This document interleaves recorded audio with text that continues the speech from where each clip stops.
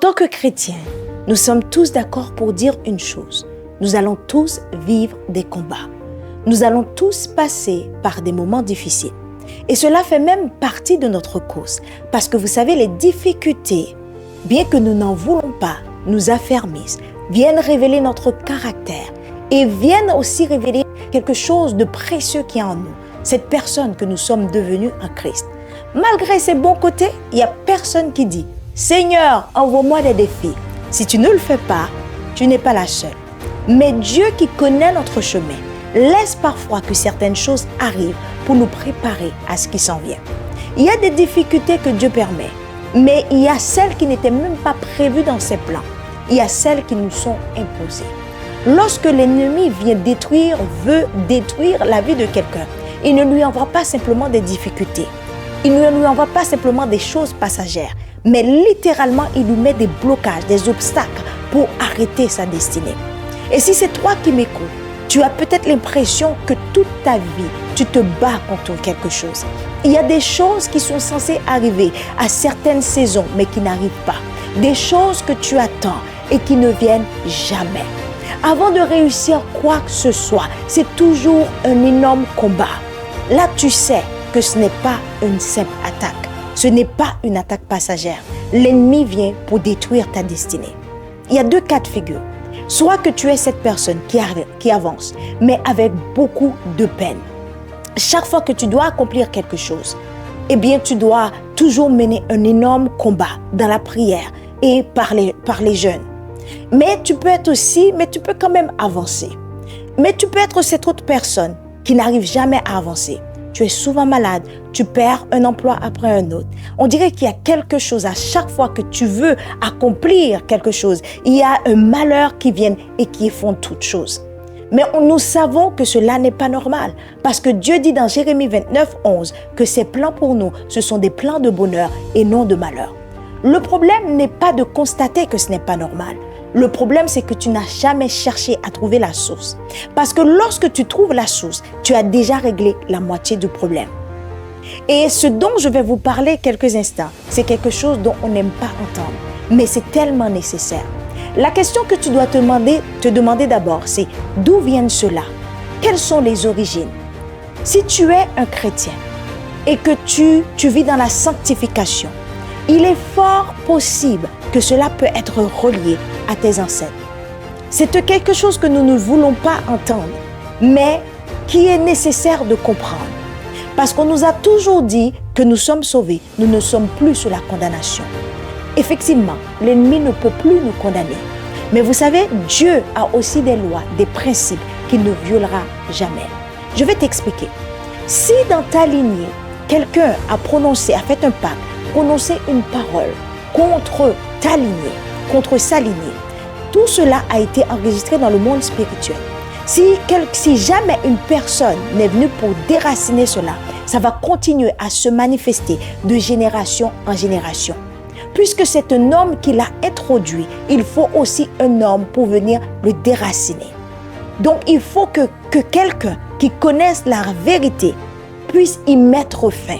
Tant qu'une personne dans ta lignée ne se lève pas pour dire « ça suffit », cette chose continuera à se manifester dans ta famille de génération en génération. Beaucoup de chrétiens vivent cela, mais font semblant qu'ils vivent une vie normale. Malgré qu'ils prient, ils jeûnent, ils ne cherchent pas la cause racine. Ils continuent comme si c'était normal, dans l'attente avec beaucoup de foi que Dieu va répondre à leurs prières. Le problème, ce n'est pas tes prières. Ce n'est pas que Dieu n'a pas entendu. Le problème, c'est qu'il faut d'abord déraciner ce qui a été planté pour que tu puisses voir ta percée. Donc, tu t'es dit, oui, c'est peut-être moi. Je me sens bloqué. Il y a quelque chose qui ne tourne pas en rond. Mais tu te demandes pourquoi l'ennemi aurait-il ce doigt sur ta vie? En fait, ce doigt a été donné par quelqu'un d'autre. Quelqu'un que tu connais, ou peut-être quelqu'un que tu ne connais même pas, quelqu'un qui a existé depuis des siècles. Et l'ennemi, il va tout faire pour t'empêcher, le jour où tu es devenue chrétienne, à connaître la vérité, afin que tu puisses déraciner cela. Parce qu'il sait que le jour que tu connais la vérité, tu vas pouvoir le déloger.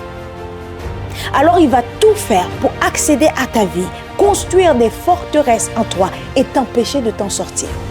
Voici comment il va faire pour essayer de te lier. Premièrement, il va essayer de te bloquer dans tout ce que tu fais pour que tu te décourages. Et le découragement amène la tristesse, l'amertume. Et ces sentiments négatifs viennent créer des portes d'entrée pour l'ennemi, pour qu'il puisse établir son emprise sur toi. Rappelle-toi, il cherche une porte d'entrée. Ou bien il peut utiliser des personnes autour de toi pour te faire du mal. Même des personnes pour faire des invocations contre toi. S'il n'arrive pas à utiliser ces personnes, il va faire en sorte que d'autres puissent te blesser. Et les blessures, vous savez, ça amène le manque de pardon, l'amertume. Encore une fois, des sentiments, des portes négatives, des portes d'entrée. Ou bien, il va essayer de te combattre par l'oppression. Tu fais des mauvais rêves, tu te sens toujours attaqué, il y a quelque chose autour de toi. Ton environnement est lourd. Parce qu'il sait que, en fait, il fait cela pour semer la peur. Parce qu'il sait le jour où il sème la peur, il va pouvoir te lier. Et si tu commences à croire dans ces choses, plus que la parole de Dieu, ce qu'il va faire, c'est qu'il va construire la peur en toi et il va détruire ta foi.